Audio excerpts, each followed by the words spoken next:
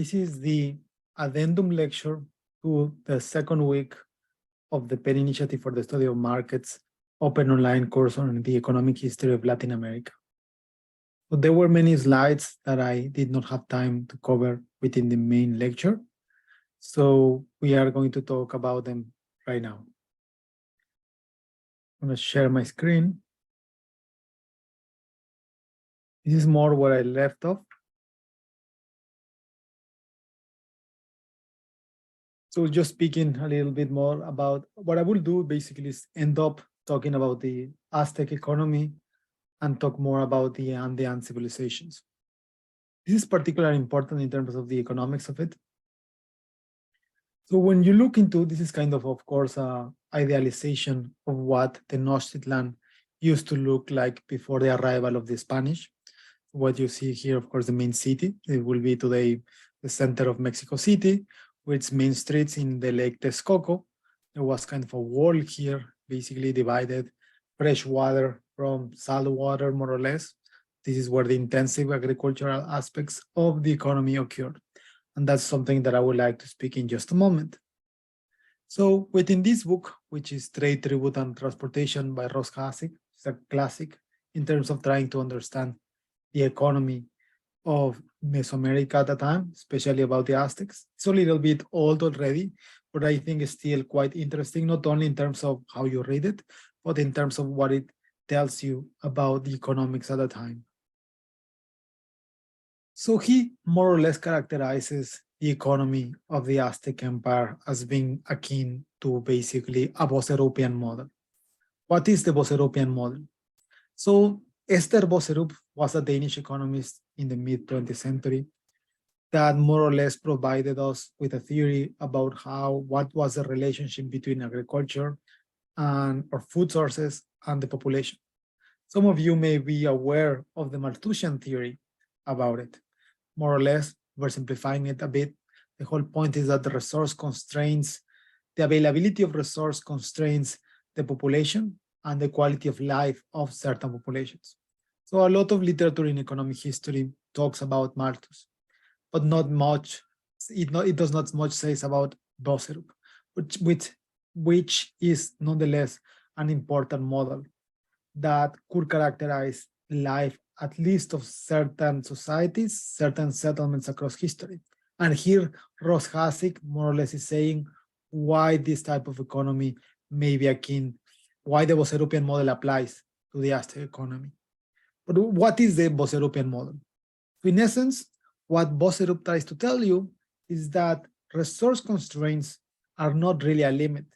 In fact, the opposite is the case. Levels of population create incentives for you to innovate, create new techniques of agriculture that actually allow larger amounts of population. In that sense, resources constraints are not really a constraint. That's the opposite case. So in terms of agricultural societies, what you see is then the population, increases in population will lead to levels of intensification of agriculture. So intensive agriculture implies that the density of, or at least the per capita assessment, the per capita production of the economy increases rather than increases because of the productivity of the land increases or the productivity of the techniques that you use to produce land increases. Extensive agriculture will be more like the amount of land that you have increases. So when population pushes you, because you need to sustain your population, when the population pushes you to have more resources, societies find a way to create more innovative ways of gathering resources. What Ross Hasek is saying is here is basically that the Aztec economy can be characterized by this type of model. Specifically, when we unite the Boserupian model with the classical von Thunen model of the organization of societies. If you have taken any classes or any courses, or you have any knowledge about the urban economics, you may know about the basic, when the urban economics ideas started, basically by this German von Thunen, which more or less tried to characterize why cities have the shape like that, why they have kind of a core aspect, a center, and then basically they have a periphery, the suburbs, you would say, that are much more less dense than the center. So basically this is this concentric model. So when you unite this characterization of a city with the Boserupian characterization of intensive and extensive agriculture, you see that more or less within the center, what you look into is basically producing more, having more innovatives about producing more in the same amount of space. But also, of course, you want to still import some sort of food from your periphery. So you need to transport this to here. So you get to this basically model of the economy by which in the core aspect of your economy, of the center of your city, you need to be more productive. But also what you can do is just to call expand and basically import more from elsewhere. So at the end of the day, what are the costs behind this stem from the fact that you need to transport certain goods and then you need to produce more. And so there are production costs.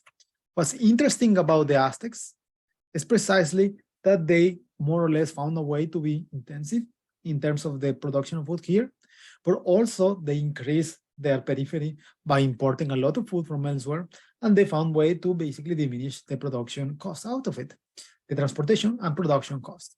So some of you may have, by visiting Mexico, you may have heard about chinampas. There used to be a place, Xochimilco, that where you could go. There was kind of canoe, type of canoes that you could spend your time. It's kind of a touristy area, or at least it used to be. But in the past, well, all this kind of transportation mechanism through the water were, of course, serve transportation purposes, but also they serve as a way to create food sources through these things that we call chinampas. These are basically raised field agricultural systems. They are not unique specifically just to the Aztecs. They arise more or less in Lake Texcoco in central Mexico, but you can see raised fields also in other parts of America. So when we talk about the Andeans, you will see that Lake Titicaca, for example, in the borders between Peru and Bolivia, you will see that societies there also found a way to kind of convergently innovate in finding a system that produces food in a similar manner. But the whole point is that this soil that we see here is very good quality of soil that allows for the production of quality food or a lot of food compared to if you do this just in normal soil. The combination basically is aquaponics, what now today's word we would consider to be aquaponics. So that is how people here basically created intensive agriculture. The second aspect that Hasi highlights that is also quite interesting is basically transportation. And as I previously stated, one interesting characteristic of American societies overall is that basically they did not use any kind of wheeled systems, or they did not carry goods by using animals. What you see is that a complex system of commerce by transport by people appears. And this is not something that is purely Aztec, but by the time of the Aztecs, that's the time that we know the most of it. So in Nahuatl, the name of these guys here that you see are the tlamemes. So these are guys that basically carried, they carried some kind of goods in their bags, and they traveled some distance, and then they were relieved by another guns. And so that's the way in which basically long trade occur by transporting a certain amount of goods. So the Tlameme organization is something quite fascinating and is quite specific to the Mesoamerican societies. Most of it depended very much on cabecera to cabecera portage. So I previously stated more or less the organization of the polities at the time via altepetls and via sujetos altepetls, via sujetos towns. So cabeceras are kind of capitals, I would say, or what today would be kind of the capitals or the central nodes in their local neighborhoods. And Tlameme organization, these guys basically move from those nodes to other nodes. What's also interesting, more than just the basically logistics out of it, is that this system works almost all the times, even in times of war. So sometimes there were kind of blockades. So for example, the Aztec most famously tried to blockade access to some goods to Tlaxcalan Confederacy at some point. So there was kind of a Tlameme blockade in that regard, similar to what Napoleon tried to do with England, or what later on societies tried to do in terms of try to avoid some sites having interactions with other ones. Now, this, nonetheless, for the most part, Tlamemes were neutral. So even in times of warfare, the Tlameme organization will still actually exist. They were, again, mostly used in terms for cabecera to cabecera portage, which implies that didn't travel long distances, just because there are a lot of altepetals all around Mesoamerica. We have more or less an estimate of how they can carry it, although this is kind of disputed, more or less because, well, the assessments at the time may vary depending on how the Spanish interpreted. So a lot of the evidence that we have out of it comes from how the Spanish saw the system when they arrived. For example, Bernal Diaz del Castillo, which is kind of one of the most important narrators of the conquest of Mexico, tells us that each tlamame, each one of these persons, carry in its back 23 kilos, and more or less they carry it for a distance of between 20 and 28 kilometers, which is quite large amounts of, quite a large weight, quite a long distance for one person to carry. But given that there were many, well, they also could actually travel long distances. Nonetheless, they were still used, there were nonetheless usages of the Tlameme system for more long distance carry systems that went not from cabecera to cabecera, from places far, far away. And we have evidence out of that, specifically in several times where they were required. For example, tributes at some points, if you want to for a city-state to basically skip one of the nodes, you could actually trade directly. Well, not trade, force your tribute directly. If you have a war, for example, the Tlameme was used more or less as basically you need to carry those goods in order to sustain my army there. So they had to carry long distances. They were also used to assist Pochtecas. Who were the Pochtecas? I will talk about them in just a moment, but they were basically the merchants. Sometimes the literature treats them as if they were the same, Tlamemes and Pochtecas, and become a kind of part of the same system. So these guys being traders themselves. Then there's kind of a dispute around if that is true, more or less, but they are correlated. Of course, the trading system depends very much on the transportation, so traders very much depend on who transports them. And they also do kind of public works. So what you will see is like later on when they were needed, they were so used to basically to carry some sort of service to the state. For the Aztecs, it will be the Aztec Empire. So sometimes they would serve even spies. That was kind of interesting. Of course, the people that they were being spied upon, they didn't know. They thought they were Tlamemes, but they were Tlamemes that spied upon you. But that's kind of interesting.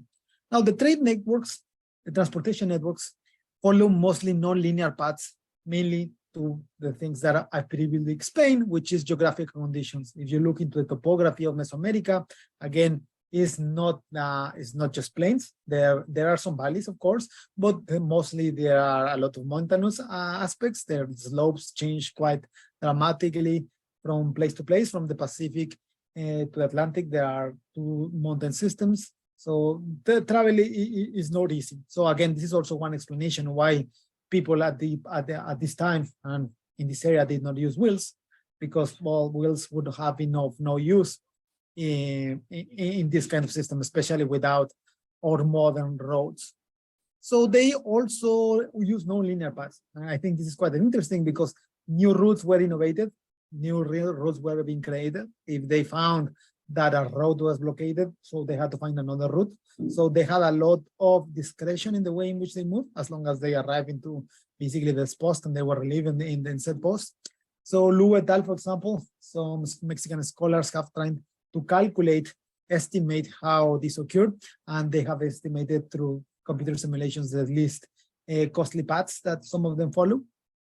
But some of them, of course, if you were doing coastal trade, it was easier to do it through kind of rivers. Also, rivers, at least within Mexico, they are not especially suitable to that. But in terms of the coast, well, in the Pacific or in the Gulf of Mexico, then of course that was preferable than doing it by just carrying it from post to post.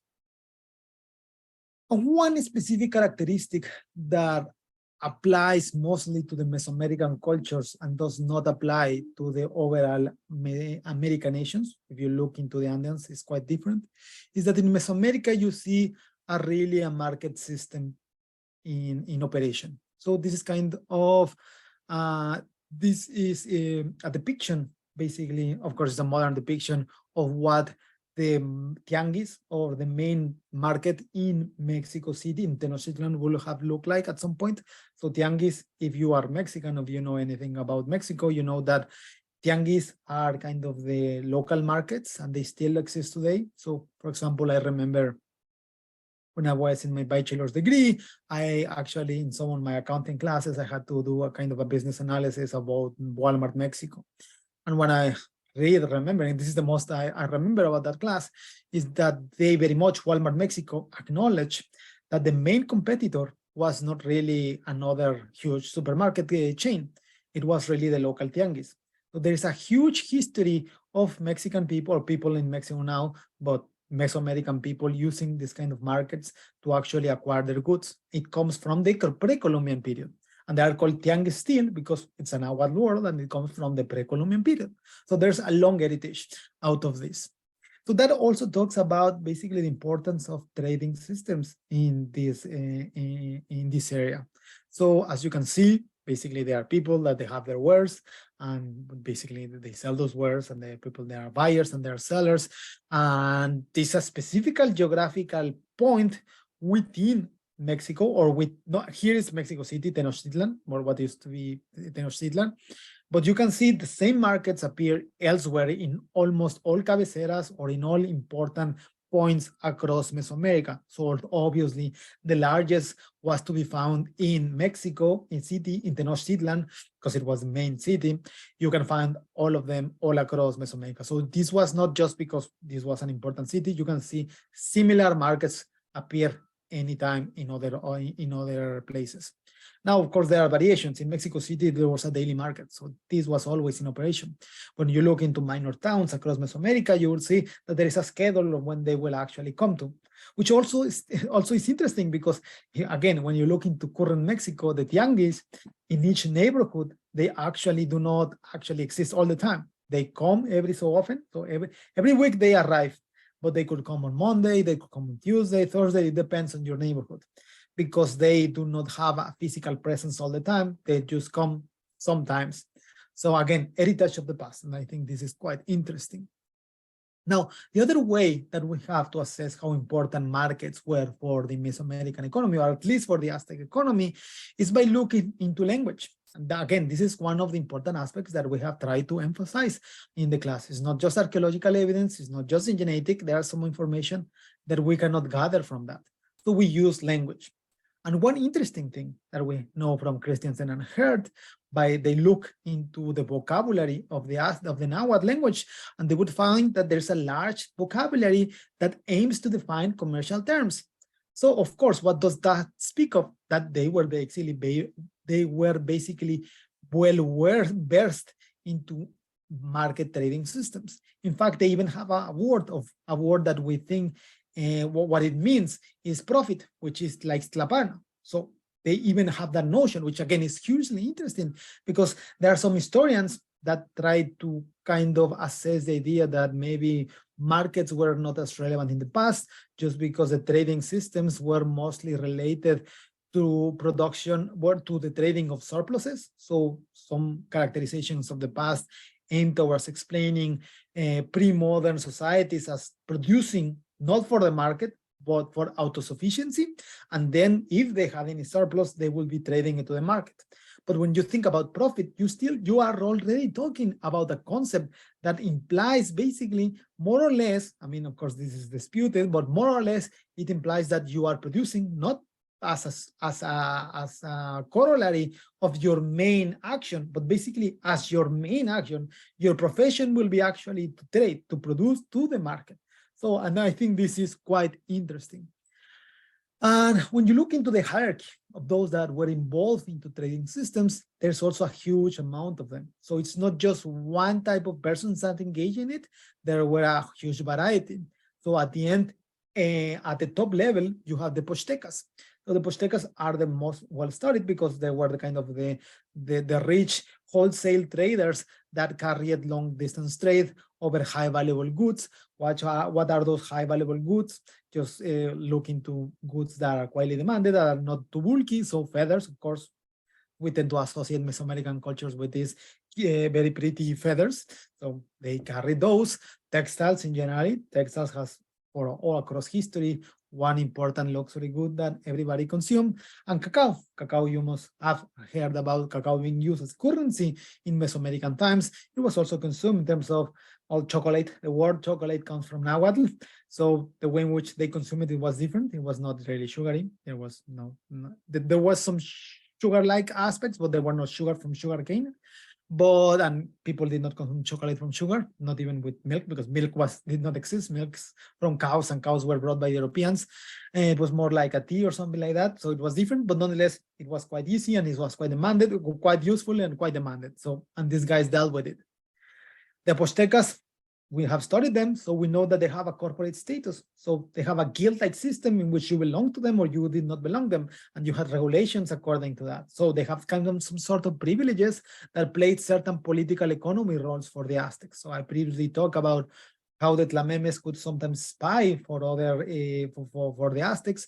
Well, the Poztecas more or less in the connection with Tlamemes kind of did the same. They serve some kind of political purpose.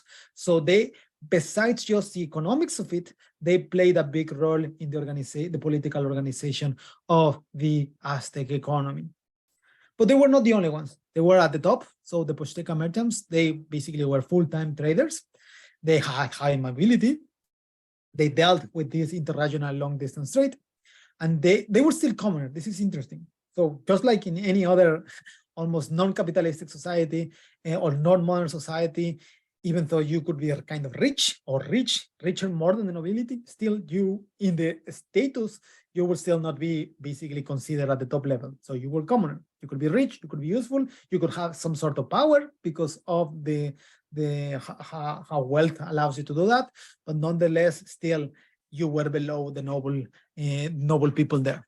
So within this map here of the Lake Texcoco, so here you have Tenochtitlan and some allied cities, or depending on the time, some rival cities. What you would see is that each one of these towns, the ones that have basically in caps, so Xochimilco, for example, Chalco, they all have major Pozteca guild-like systems of their own. So they had the Chalco Poztecas, the Xochimilco Poztecas, the Tenochtitlan Poztecas, and so on. There are some cities that did not have kind of Poztecas. So for example, these ones, Acolman, Tezoyuca, Teotihuacan by this point of time, of course, was already abandoned, more or less, so no population there. So there's kind of the hierarchy between city-states, between the Altepetls, very much also kind of this serves as kind of a proxy of how important one center was compared to other. But returning to the differences, you can see that there are a huge amount of persons that were involved in trade. So you find also, so Poztecas more or less whole traders that dealt with luxury goods more or less. You have kind of minor traders, retail traders that will basically dealt importing some things with buying things from the Poztecas and sell them in their local markets. And you have some peddlers, like just people that we still have today that they will just sell minor stuff. And then you have some people that they produce not to sell. Yeah, so there's a difference, maybe not to sell, they just produce to themselves, but later they will sell the surplus. So, but again, this speaks of a highly economic organized society. If you want to know more about this, I would recommend you these books, At Home with the Aztecs by Michael Smith. Again, not only I would recommend you to read it, I would recommend you to attend next lecture or the Thursday lecture, depending when you are seeing this, is that after this lecture, we will have Michael Smith guest lecture for our course. So he will speak more about this.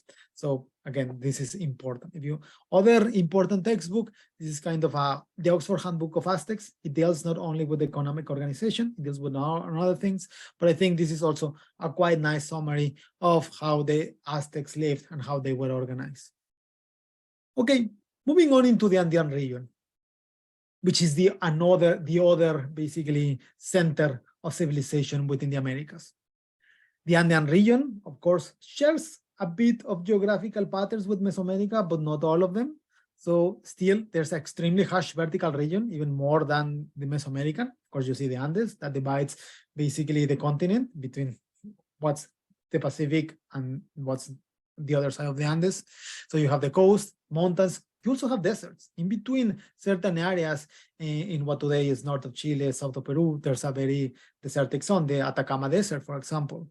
So you have a really fast succession of different ecological areas across a small distance. This will, of course, play a role in kind of making more difficult the transportation, both of goods or persons, because it's difficult to move in this kind of terrain. It's also very prone to earthquakes. This is similar to what occurring in Mesoamerica. There's no much difference because if you look into basically the plague systems, the earthquakes, basically there are two plagues, the South American plague, the North American plague, and the Pacific plague. So they produce a lot of earthquakes. On the other hand, it's also an incredibly rich fishing area. And this is one of the aspects that will be very different to what we see in Mesoamerica. So what you will see is that a lot of these societies will be more agriculturally diversified than in Mesoamerica, especially they will devote a lot of its basically consumption patterns to the consumption of fish. That's since the first civilizations, as we will see in just a moment, a lot of them depend on fishing. And of course, they also would plant alternatives to maize. As I already stated in the previous lecture, maize was first domesticated in the area in Mexico, and then they was later transported towards the rest of the Americas. So that meant that the earliest civilizations in the Andes did not have access to maize. So they had to find another alternatives. And the most important one is potatoes. Still, South America, the area of Peru, still is one of the most diverse areas in terms of availability of potatoes. So a lot of very different kinds of potatoes exist there. That's where potatoes originally were created. So these early civilizations had kind of a combination of potatoes and fish. Again, these were completely independent development of complex societies compared to those in Mesoamerica. The early civilization that we know of is what is known as the Norte Chico, which is also, that's Norte Chico is kind of the English term. If you were studying this in Spanish, or in South America, or even in Mexico, you will study this as the Carol Supe societies. This society is quite interesting by a lot of ways. The first one is that it's really, really old. So I previously talked about the Olmecs being the oldest civilization in Mesoamerica. Well, the Norte Chico is much, much older. And it's such an older civilization that it basically existed at the same time that Egyptians existed in the Middle East. So it's quite old. So what's interesting then is that they did not have access to maize. So they could not support themselves with maize. And these were a highly developed, organized society. So why is that? So again, one of the core hypotheses of the different ways in which societies evolve according to time and space is because they use different kind of staple commodities. And here I'm going to use an example, not only within America, but between the different continents. So if you look into how easy it is to domesticate some core staple, I would say that the easiest would be kind of wheat. And that's why you see kind of the earliest civilizations basically start to appear in the Middle East, Mesopotamia, Sumeria, those kind of civilizations. So the easiest staple that they had access to domesticate, wheat. Rice, seconded it basically in the area of East Asia and China. You will see societies that depend very much on rice. Rice is also relatively easy to domesticate. It requires much more work. It's not as easy, I would say. So if you have read a little bit about literature on cultural differences between Europe and Asia, some of them kind of emphasize that rice requires a kind of a more like a collective organization, because you cannot basically create rice in just a piece of farmland, while wheat kind of grows in the wild, more or less. So you can have your own farm of wheat without problems. That case kind of individualistic and collectivist societies. That's kind of the whole point of difference between East Asia, on Asia in generally, and Europe or the Middle East. So that's was kind of the hypothesis. But to the point of our current lecture is that nonetheless, this still were very much easier compared to maize. I already talked a little bit about why that was kind of harder in the previous lecture. But still, that more or less also points towards the fact that that's why basically American civilization started to pop much, much later compared to basically societies in the old world. But Norte Chico civilization is kind of interesting precisely because it did not have access to this staple commodity, which is maize, but still nonetheless was a highly developed society by some of the archaeological evidence that we have found.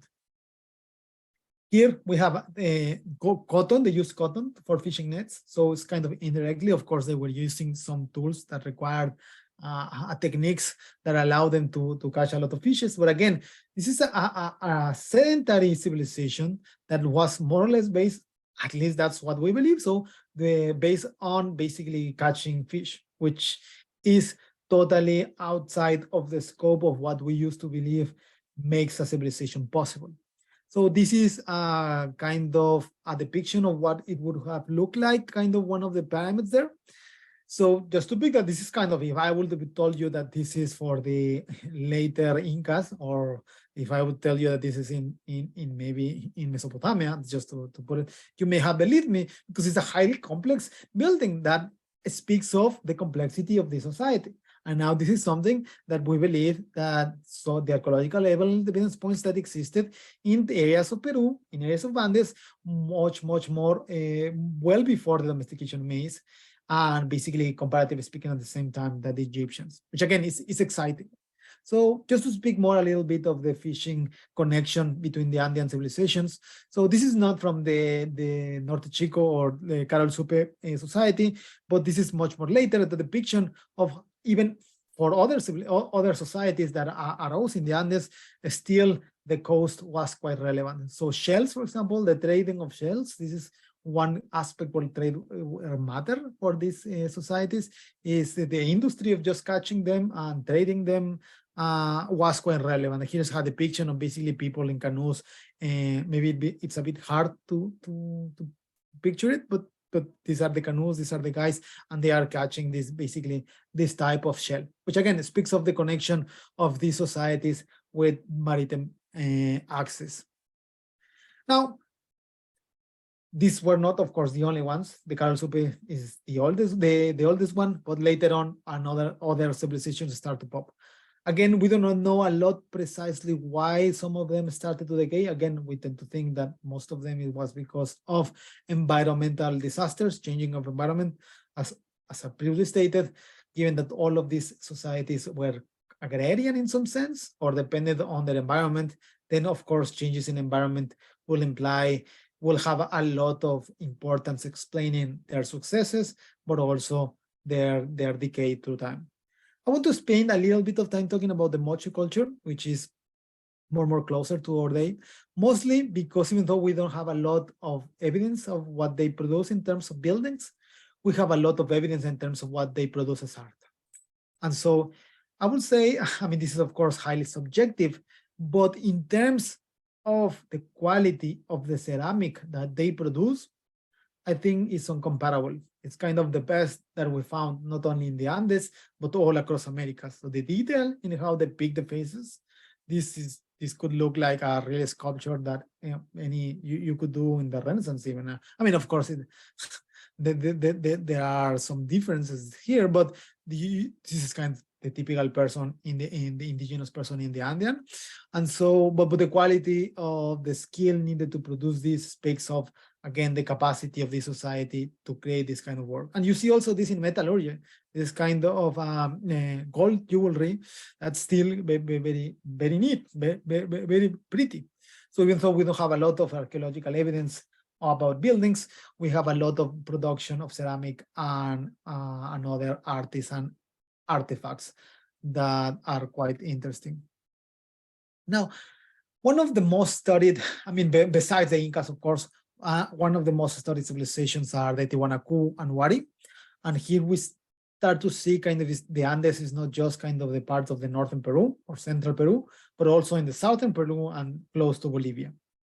They more or less societies that are close to the Lake Titicaca, especially the Tiwanaku, a city that is large, more or less by the 8th century of our current era. And they are crazy cities, almost 30,000 inhabitants. And again, we tend to think that the decay is because the environment started to be distressed. But what I want to point, and I think is quite relevant, in order, especially to understand the similarities, but also the differences in the Andes and Mesoamerica, especially Tiwanaku are interesting. This is kind of the map of this Lake Titicaca, this current Bolivia, current Chile, and current Peru. This is the Wari culture. They share a frontier. And this is kind of the Tiwanaku Empire. They started more or less here. Tiwanaku is the main capital. They were a small city-state that expanded, kind of the same pattern that we try to emphasize for all of these archaic American states. They start as small. They achieve some sort of excellence in some sort of aspect. They achieve power. They start to conquer. They start to expand. They create an empire, and later they decay. So here it's kind of the Tiwanaku. Now they expanded to the Lake of Titicaca. They basically kind of move here, and they also show kind of innovations that are similar to the Chinampa by the Mesoamerican people. This may look like a Chinampa to you, but this is not a Chinampa. This is in Bolivia. This is the Waru Waru system, which again is a raised field system, which serves the same purpose that the Chinampa did, which is just to make the soil better quality through aquaponics to produce more food. And just as we see in Lake Texcoco, here in Lake Titicaca, we have a lake, and you have an island. So here, this island is quite productive. So just just as in Lake Texcoco, where I tell you that there was a difference between more or less kind of fresh water and some water that was not fresh. So you can see that most of this water is not really consumable, but around this area, it is. So it is in this area that where basically a lot of productive, intensive agriculture will start to pop and serve the purpose of basically feeding into the Tiwanaku. Later on, of course, they could not just survive by that. Later on, they just expanded into the interior. That's one of the explanations of why empires expand, because intensive agriculture is, yes, it's important, but you also need access to extensive agriculture, and extensive agriculture by definition needs a lot of land. So you need to expand upon the periphery, and you need to import land, import goods produced by the land, either by trade or by conquest. So that is one of the explanations of how the Tiwanaku Empire increased. And this is the Puerta del Sol in Tiwanaku. So this is kind of evidence of the society. It may not look like, I mean, it's huge. No, it's huge. But what's most interesting here is that in the past, everything around here was covered in gold. Now, of course, through the centuries, because of looting and so on, of course, we only see kind of the stone carvings. But you must have, if you were at the time, this will be kind of a majestic sight in terms of a huge door that basically has gold decorations. The Wari, similarly, were kind of a rival state. There's kind of a lot of hypotheses about the discussion. There's a lot of discussion about how were the connections between these two rival states, were there conflicts, either were peaceful or not peaceful. They share more or less a border, of course. The Wari were more or less located in Peru, and the Tiwanaku more or less located in the southern areas of Peru, Bolivia, and north of Chile, and current today north of Chile. This is kind of a tomb of Wari that was recently discovered a couple of years ago, when we found a lot of mummified nobility, we believe so. And what's interesting is that previously I talked a little bit about how these civilizations in the Americas all around did not actually, there's debates about why they did not invent, why they did not develop written scripture. There's a lot of debates around that. Nonetheless, they developed, at least in the Andean region, a very complex system of basically how to make accounts. And this is the Quipu. So again, most of you may think of the Quipus by relation to the Incas, but the Incas kind of only borrowed a little bit of what was known earlier. This is why, again, I think it's important to stress the connections with the past. So if you think that something is novel, it could be, but most of the times it has a connection to the past. So a lot of things that we attribute to the Incas really are basically borrowed or are a legacy of other indigenous populations that existed in the same areas, because they kind of share not only because they share kind of the same geography, but also because there were evidence that some of them knew about pre-existing civilizations, and they pass the knowledge by the centuries even. So this is the Quipu. Of course, there are dotted knots. The way in which the Quipus function for the Wari is a bit different to the way in which they function for the Incas. So the the system, the binary accounting system, the way in which they count the knots is different. So it's not the same. It's not entirely translatable. If you find a Arequipo, it will be not the same as an Inca Quipo. But the way, the technology to do so is the same. It's kind of the same dotted knots. Now, moving a little bit to Bolivia, which I think is also interesting, we find this evidence of the Llanos de Moxos, which is in the northern parts of Bolivia, which I think is interesting in the sense that they also appear to have developed these race field agricultural systems. This is kind of a picture of that. This is kind of the idea that this kind of there are swampy lands in these places. So this may look like land, but it's kind of swampy, very, very swampy liquid soil. So this is where they will actually make their crops. So this Llano de Moxos, we do not know a lot about it. We know that this area had been inhabited from very, very long time until very recently. And we have found evidence of some monumental mounds. We have evidence of these basically islands, which I told you is kind of the race field system. And we have evidence of causeways, ditches, canals, and fish weirs, which again speaks of that there was kind of an important civilization here that unfortunately we do not know much about it. So we know that within Bolivia, it's not that close to the Andean region, it's kind of besides the Andean more or less, still within Bolivia. This is kind of the archaeological sites where we think that some sort of settlements are, the swampy land, and this is this is where we know where we suppose some settlements existed. And it is not just within Bolivia or in these areas. So for example, in Acre, so Acre is basically is in the north of Bolivia, so what today is Brazil, but which is basically just above Bolivia. Technically speaking, this part, it used to be Bolivia up until after independence. There was a war between Bolivia and Brazil basically took the land. But nonetheless, it used to be Bolivia in the past. And in this area, we have found evidence of some of these geoglyphs that we do not know a lot about it. But again, you may have seen or heard about the Nazca, which I unfortunately did not talk about in Peru. So we have evidence of some other geoglyphs popping around in areas that we maybe do not think are feasible for or that support kind of civilizations because of the soil. It's just too lush, the quality, even though there's a lot of natural diversity in terms of the environment, still because of that, the soil is not that good for agriculture. So, but again, given that they are so close to the Llano de Moxos settlements, we could say that, well, humans find a way to actually geoengineer their places and adapt them towards human sustainability.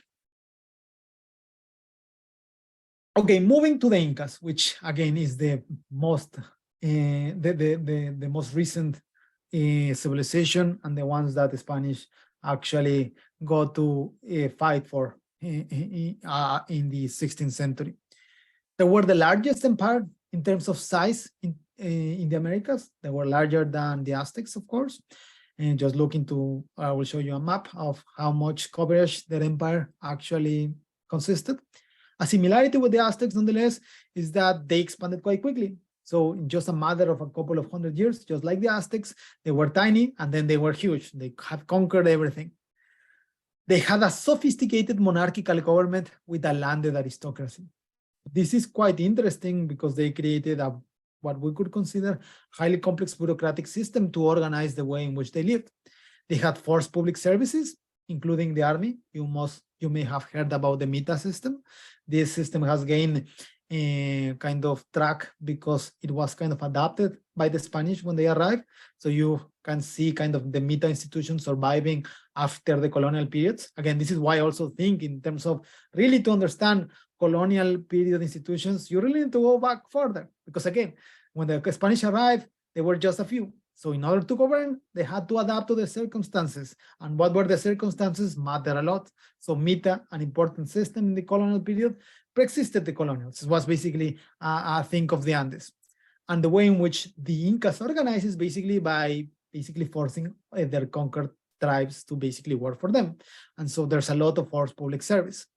What you'll see as well is that there's an incorporation of conquered territories by relative forced Incaization of elites and populations.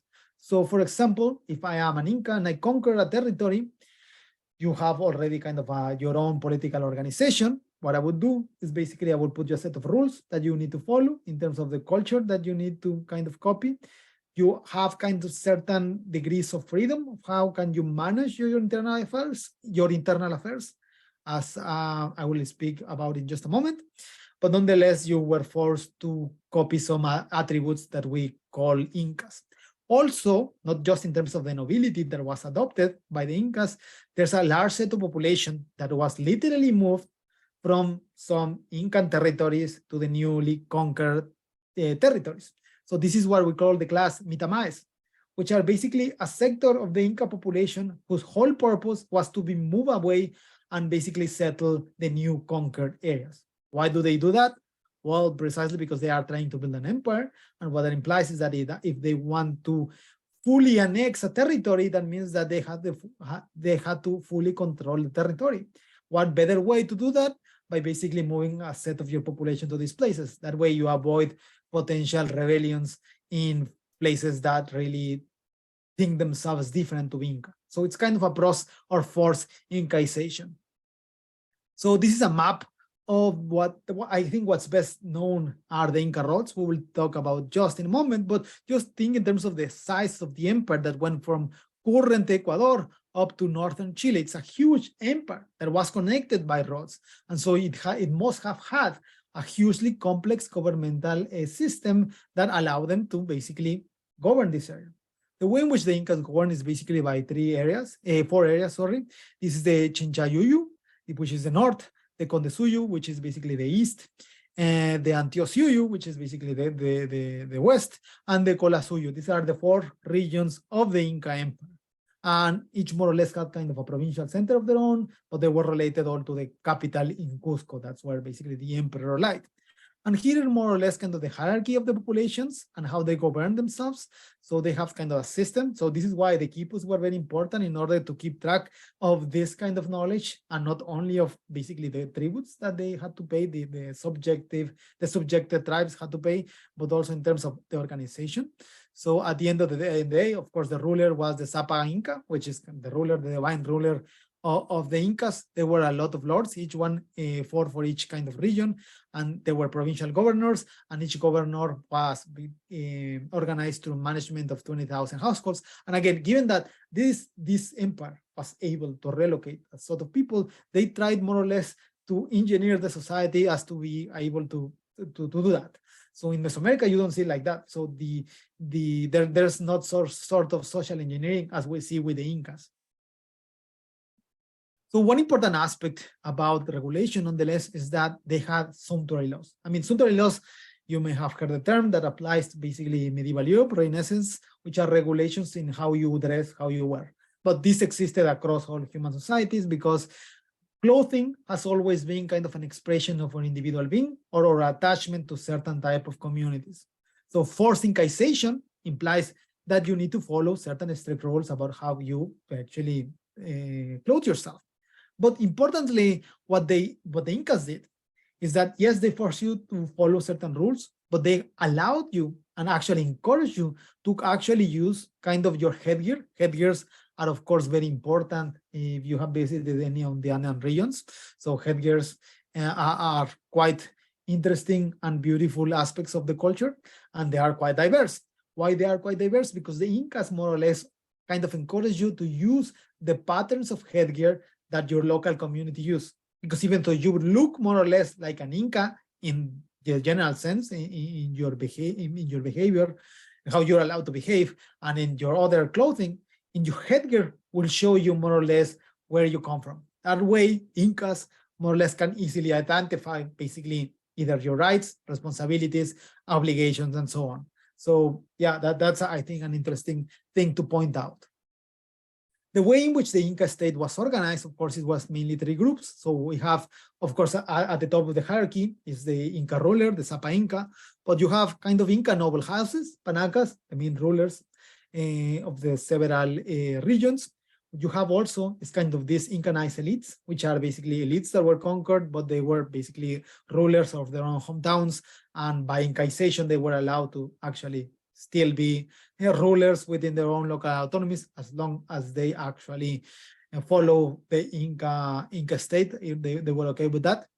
And but also what you will find are kind of certain, what we call state institutions that were not just related to basically directly to the rulers or the ruler's family, but were more like bureaucracies that serve kind of a purpose of governing itself.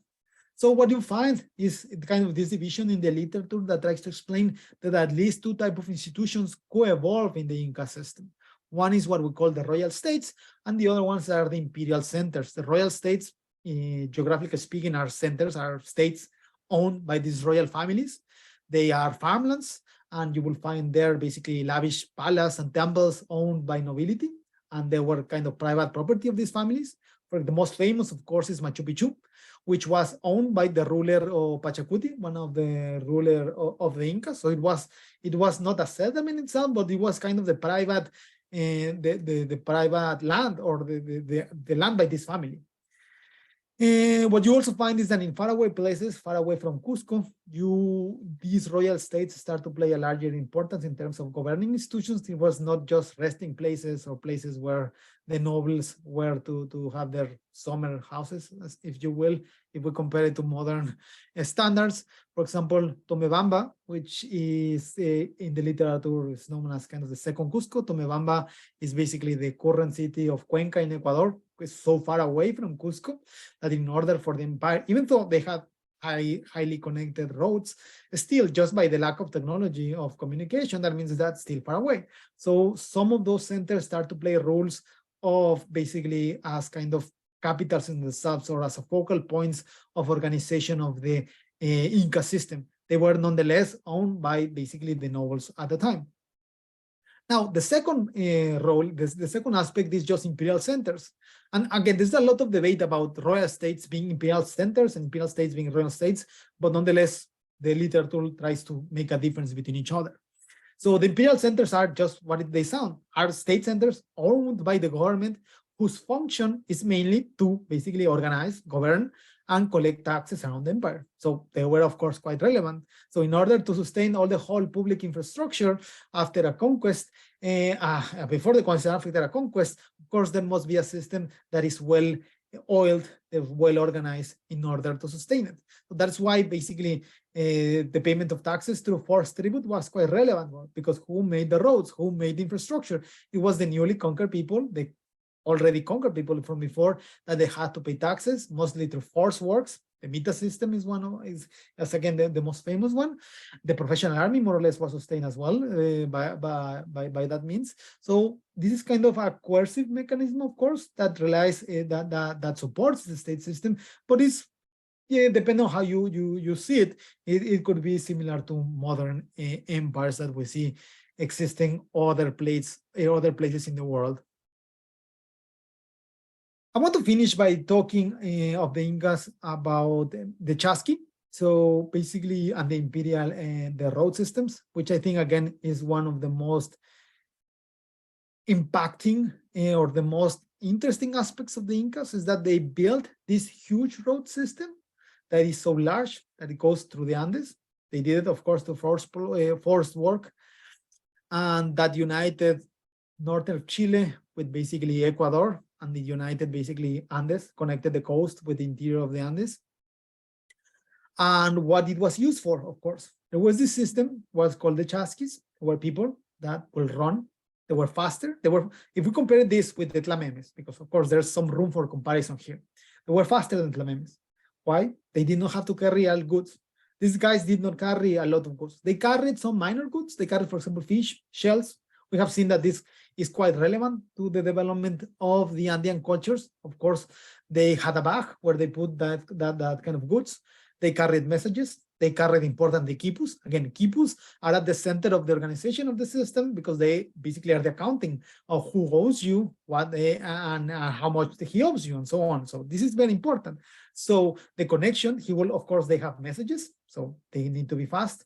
And so they will also travel some distance, and then they will be relieved in some imperial centers and so on. That's why also the imperial centers were important. So they were imperial centers at 7 points across these roads, because at these points, not only for the local organization of the people that live here, it also serves as a node within the whole network system of the Inca Empire. This is kind of the depiction by the Spanish when they arrived and they saw the system. They were continued to be used after the conquest, mostly because, again, that is pretty useful. Yeah, and I think this is a quite noteworthy aspect of the Incas that we need to emphasize. And at last, I want to connect this with the previous lecture on the Altepetl. The Altepetl, again, is kind of the basic political jurisdiction, the base level political jurisdiction in the Mesoamerican societies. Here, it's not the same. What we have is the conception of Ailu. So Ailu, defined by Daltroy, basically he defines it as a corporate kindred system, but this is kind of a way of organization at a local level. It's quite heterogeneous among the Inca Empire, because the basically communities in south of Peru are different from those in Ecuador, or those in Chile, or those in Bolivia. I'm talking about the current states, of course, but that allows better to understand the geography of what I'm referring. So there's a lot of heterogeneity. So the way in which the corporate kindred system works will vary depending on where you are and your particular culture, because there are many cultures. Now, in general, however, just like in Mesoamerica, most of it is supportive of the idea that to collective land systems. Again, these are agrarian societies. All Americans are agrarian societies, so the ownership of land is quite important, and most of it depends very much on the organization of communal land and how they organize. What is also interesting is that within these communities, they had some sort of local autonomy in internal matters. Again, there were as long as they pay taxes, which of course across human history, that has been one of the most important aspects. If you pay taxes, more or less, I will leave you alone as long as you do it. This was also more or less true for the American societies. The Incas were a little bit more forceful in terms of trying to Incaize compared to the Aztecs, but nonetheless, for internal organization matters, they did not get involved as long as the noble local rulers comply with the Inca regulations, which I already talked a little bit about that. Perhaps there are two values that are emphasized within Ailu, which is basically the conception of reciprocity and the conception of communal work, which is Minga. Aini and Minga were kind of two conceptions of how to understand the Ailu system, which lend itself to the idea that the internal organization of these communities depended very much on communal forms, which again is supportive to the idea that there's a lot of heterogeneity. Internal organization at local level varied between these places, and they were able to organize in their own ways. There was no direct control as long as they were paying the tributes. Now, just to end now, about the Incas is that one of the most important aspects, if you go to Peru, is basically you will get to see these Inca terraces. These, of course, are not novel to them. You have find terraces or not all, but a lot of the Andean cultures. But this is also some sort of technological innovation about how to basically produce food. So at the end of the day, I guess what's important to notice here is that each one of the societies kind of were forced to produce food in their own ways, and they had to find diverse means to do so. The terraces were one important technology according to the geographical constraints of the Andes in order to be able to produce a lot of food. If you want to know more about it, and we will talk about more in the lecture in Thursday by Michael Smith, because he will be comparing also the Incas Aztecs a bit more thoroughly than I am doing here. But nonetheless, I will leave you with some literature that I think is interesting. So the same Oxford Handbook, this time for the Incas. And then this is a book in Spanish by the Instituto de Estudios Peruanos, which I think is quite neat, that summarizes a lot of the cultures within the pre-Columbian sphere in Peru. And it focuses precisely on the economics of it. Now, the last section of this lecture I devoted to explain, to go kind of provide an overview of what was happening elsewhere. So again, we have focused the most time explaining what's happening in Mesoamerica, Central America, and in the Andes, mostly because this is where we see the most complex civilizations to pop up. And again, when we talk about complexity, we are not making any statement about this being better than others. It's just to trying to assess that the evidence that we have found points towards these civilizations to have developed more advanced systems of organization, of cooperation that speak, that the artifacts speak of it. So given that we do not have ways to measure their GDP, their income per capita, and so on, we have to rely on these other proxies.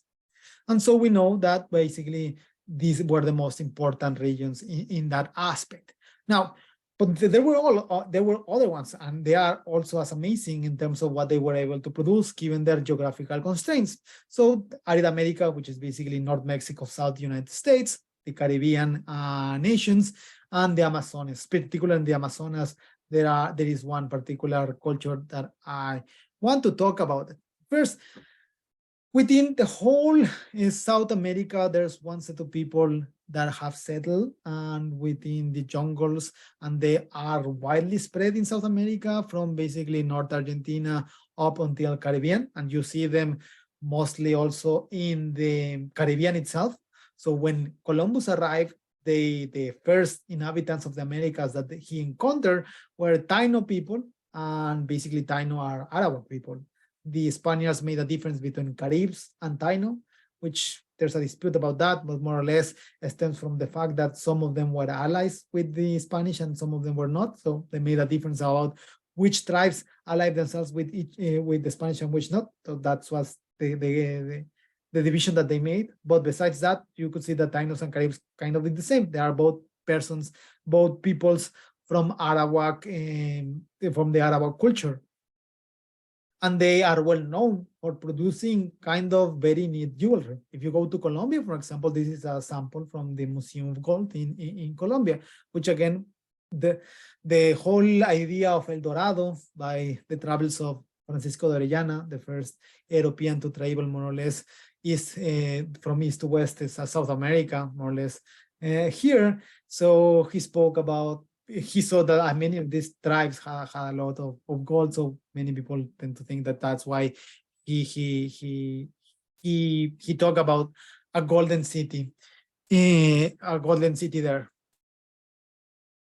So, but the one culture that I want to talk about is the Marajoara culture, because this is Brazil, this is current Brazil, this is northeastern part of Brazil, so it's basically Marajoara will be like here, I think.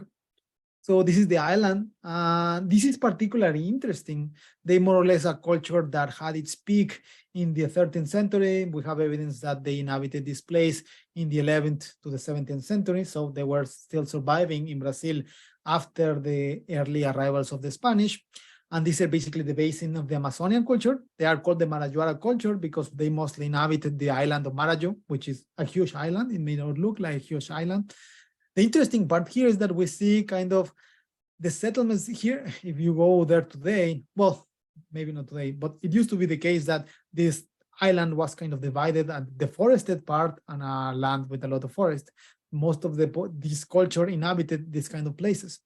This is kind of a jungle-esque environment that is not well suited for agricultural food crops like maize and so on. So the way in which this culture survived is quite innovative. First, they constructed mounds. So a lot of the settlement was to mounds. So the Amazon River basically at several points flooded the area. That basically improved the quality of the soil, and they survived a lot about with that. But mostly they relied by catching fish. So this is kind of parallel with the Andean cultures that they have a lot of connection with fish. And so this is a highly advanced culture. This is kind of one urn. We have several ceramics produced by these people here. This is an urn. It still may look I mean, we don't have here with this picture, you don't have a standard to measure the size, but these are huge. There's our owns. So we have a quite developed society, a complex society in terms of how they agriculturally produce, what kinds of artisans, art and artifacts they produce. That is kind of very, very far away from your normal assessments of where a civilization would pop up. If you go into arid America, which is north of Mexico, well, we have more connection with Mesoamerica naturally. So we have, this is the Pueblo people, and they are called Del Pueblo mostly because the early Spanish arrived here and they saw that they had pueblos, which is basically in English settlements. And so they call, well, these people, unlike all the other neighbors in other places around here, they do not have it. So we will call it Del Pueblo. This is kind of this still you can visit in New Mexico. This kind of some areas where cultures similar to these arrows in the area. And these guys also domesticated maize. And basically when the Spanish arrived, there were still some of them living. So if you look into map of New Spain, which is Mexico after colonization, and I will show you in next week's lecture, you will see that the main connecting road in Mexico was basically what is called the Royal Road that went from Mexico City to the upper Spanish settlement in North America is basically Santa Fe, New Mexico. So this is here. So this is an outpost created more or less by the assimilation of some of these people. There were even some revolts later on of these El Pueblo people. At some point, Santa Fe was lost. A couple of decades where Santa Fe wasn't connected with the rest of Mexico because the Pueblo people rebelled. So this is kind of a hugely developed society that arose in this area, which is arid America. And with that, I think that I guess we can conclude today's lecture, and we will be talking more about, generally speaking, the importance of pre-Columbian America later on when we talk about colonization. Our guest on Thursday, Michael Smith, will talk more about the comparison between Incas and Aztecs, and of course, he's the expert on this topic. So hope you can. If you are listening to this on time, you can watch that. If not, the recorded lecture will already be available. Thank you.